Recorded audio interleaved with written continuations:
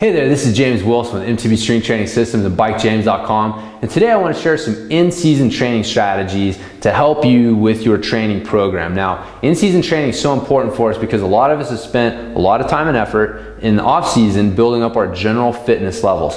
Our general fitness levels are the foundation for our specific fitness levels. Basically, the fitter you are off the bike, the greater potential you have to apply that to the mountain bike. So that's the idea behind off-season training. However, this is kind of a critical time for us because a bad in-season training strategy can really sabotage you towards the end of the season, especially with our cardio training, which is the subject of today's video. So what I want to do is go over how that works and then give you a couple strategies that you can use to avoid this scenario. So our number one goal during the riding season is to improve our specific fitness, our specific cardio, our ability to ride faster, longer, with more confidence on the trail, but also do it in a way that helps us avoid a late season slump. I hear from a lot of riders who tend to suffer from that late season slump where things just start to kind of fall apart towards the end of the season. What I'll do is explain why that happens and how you can avoid that. So first thing though is my little chart here. On this line here we've got cardio fitness, okay?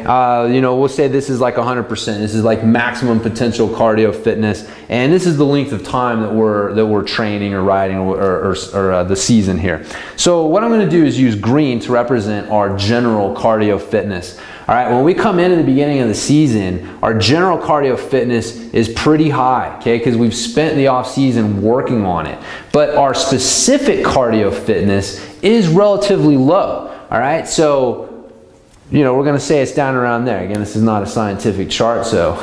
But the idea is that your specific fitness is definitely lower than your general fitness as you come into the season. Now, this is where the idea of riding yourself into shape comes in, because again, nothing will get you into shape for the specific demands of trail riding like trail riding. So you can be a gym warrior, you can, you know, be one of the top guys in your training group on, you know, whatever it is, but if you can't put it, if you can't apply it on the trail, it doesn't matter.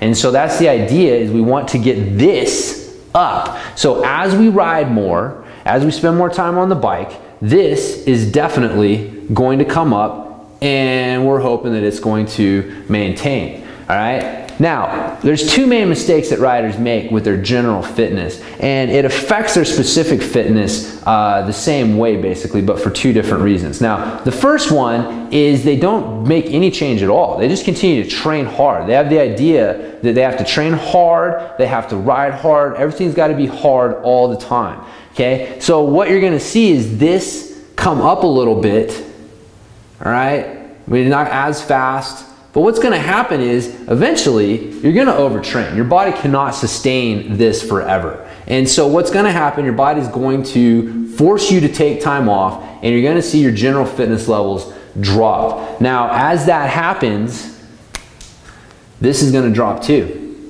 It can't help but drop, because those two things, your specific fitness is built on your general fitness base. So as that drops, you're going to see that drop. We're going to suffer a late season slump. That's not what we want. Now, mistake number two that riders make, again, it's kind of tied in to this first mistake a little bit here, but for opposite reasons. This is the rider who does nothing. All they do is ride. Riding's all they do during the season. That's their in-season training. So what you're going to do, again, you're going to see this come up, hopefully maintain. But on the opposite end, you're going to see this come down much faster, okay? This is definitely going to come down, come down, come down, come down. What's going to happen? Same exact thing. You're going to end up with a late season slump. You're going to end up seeing your specific fitness levels decline because your general fitness base has eroded so badly during the season. So again, you want to avoid those two scenarios. You don't want to overtrain, but you don't want to do too little and see that fall down too far. Now, it's kind of quick little side note. Here's my cardio levels right here, right? They've dropped down at the end of the season. This is where they were. I got to work this hard just to get back to where I was. That's not what we want to have happen.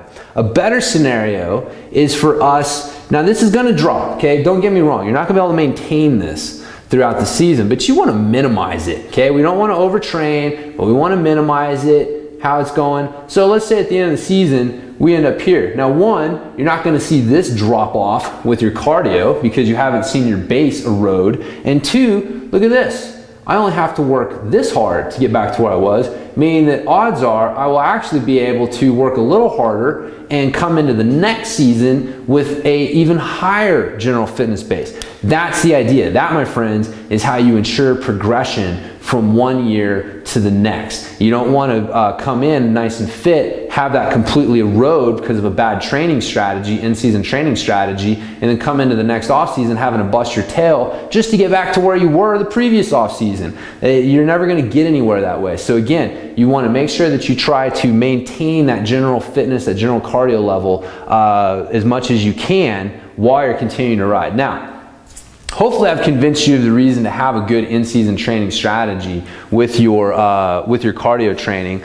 So what do? What are some things that you can do? I got 3 main pieces of advice for you to help you with your cardio training. It's actually pretty simple. Number 1, you need to limit your cardio. I didn't say eliminate, I said just limit. And again, this speaks to mistake number 1 to the rider who feels like they have to be training hard and riding hard. If they back off at all, you know, things are just gonna fall apart. Again, don't burn the candle at both ends. Don't overtrain. If you're hurt and overtrained, it don't matter how fit you are. So keep that in mind. Limit your cardio training. And that kind of speaks to rule number 2 or advice number 2, which is that you want to treat your trail rides like cardio training. Now I mentioned this before already, how this is the reason you need to watch how much cardio training you do, because trail riding is cardio, and just too much cardio piled onto the system will have bad effects. So that's why you need to respect what trail riding can do for your cardio, but use your trail rides as a type of cardio training. Now specifically, one of the things that I like to recommend is you take 1 trail ride a week and you treat it like a mini race, especially if, you know, for those of you that race. So you want to simulate your race as much as possible. Same day of the week if possible, same time of day if possible. You want it to be a similar length and type of effort. So again, if you're a cross-country racer, you usually race on Sundays at 2 p.m. and you know, it's usually an hour and 45 minutes, then there you go. You want to get your body used to, on Sundays at 2 p.m. being able to lay down a hard hour and 45 minute effort. So again, how you race and how you ride is just going to be an extension of how you train. And if you use your trail rides as cardio training rides, then you can really help yourself in your race, because you can really use trail rides to, I mean, that's about as specific as you can get outside of actually racing. Now, finally, my last piece of advice is you want to maintain your high tension cardio. Now, these are those really high threshold anaerobic efforts, okay? So you want to make sure that you're continuing to work on them, because we don't use them enough on the trail in order for your body to make it stick around at a high level for several months throughout the season. So if you don't do any sort of extra training to help you maintain that, it will drop off very quickly.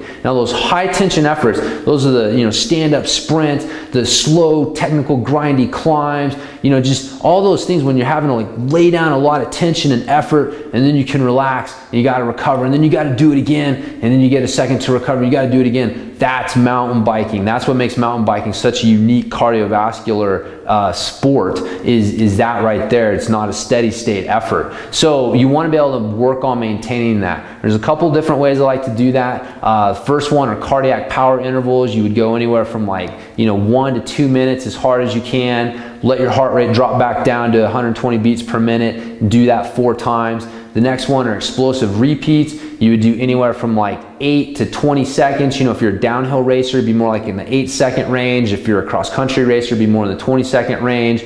You know, pick where you are in between there. Give yourself 30 to 60 seconds rest so you can repeat that good hard effort, and do that 6 to 10 times. And then finally, the third option I like are combo drills. And combo drills are actually at the heart of my DB Combos program, which is one of the reasons it's such a great, effective training program for riders, because it really targets that high tension, the strength endurance. And so combo drills are where you combine several strength training exercises into one continuous movement. So it's not circuit training where you do one, you put it down, you go to the next. It's, you know, you do one, as soon as you're done, you don't put the weight down, you move to the next exercise and the next exercise, and you keep going. And I like to use them as intervals, you know, 1.5 minutes on, minute rest, repeat 3 times. You know, you can build up to like 2 minutes on, So again, a couple different options for you with your cardio training. Again, I like to do those at the end of strength training, which is what I will get into in the next video, and explain to you why strength training is actually the cornerstone of your in-season cardio fitness, and why maintaining strength levels is such an important component to make sure that you avoid that late season slump and you're riding strong late into the season. So again, I'll explain how you should look at your workouts, why your strength levels should dictate what kind of workouts you're doing, and again, some basic strategies to help you maintain your strength levels during the season. So hopefully this is giving you some insight into some good cardio training strategies and why it's important to have a good in-season training program. Once again, it's been James Wilson with MTB Strength Training Systems. You can check me out on the web at bikejames.com. If you got any questions or comments, please feel free to post them there on my blog, and I'll get to them as soon as I can. I'll talk to you next time.